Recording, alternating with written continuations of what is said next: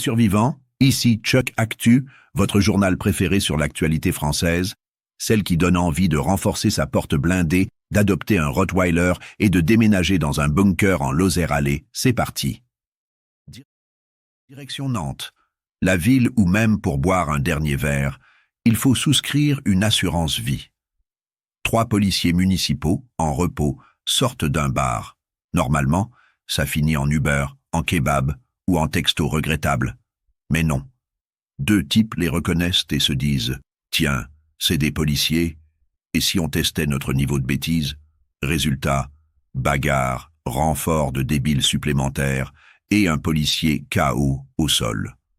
Le gars finit à l'hôpital avec une plaie au crâne, un autre se fait soigner, le 3e rentre chez lui avec le combo ultime, un bleu sur le bras et une envie folle de changer de métier. Les agresseurs, disparus comme le respect dans ce pays. Chuck, la PJ a été saisie. Espérons qu'ils retrouveront les suspects avant que ceux-ci n'organisent un after. 2e arrêt, Cusset, près de Vichy. Un homme de 29 ans, connu pour des histoires de stupes, se balade tranquillement dans la rue.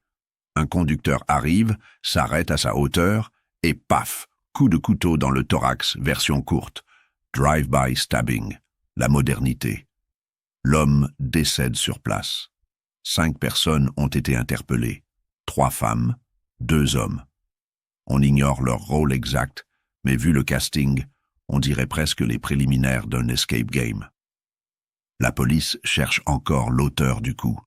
S'il voulait faire quelque chose de discret, c'est raté. Les couteaux, c'est rarement silencieux. Chuck. On parle de mobile inconnu, mais bon, en général, quand quelqu'un descend de sa voiture juste pour te planter, ce n'est pas pour un problème de place de parking. Et pour finir, la scène la plus surréaliste de la semaine. Le directeur adjoint de la maison d'arrêt de Chambéry sort du boulot. Il prend son vélo pour rentrer tranquillement, et là, 2 individus cagoulés surgissent en trottinette électrique. Oui, le crime version mobilité douce. Ils l'insultent, le menacent, et un des 2 se met à le poursuivre en courant. Le directeur pédale pour sa vie. Le gars en trotte, lui, carbure à l'énergie renouvelable et à la bêtise. Cerise sur le gâteau, les agresseurs auraient filmé la scène, parce que pourquoi commettre une agression si tu ne peux pas faire un TikTok derrière? Chuck. Le directeur va bien, aucun blessé.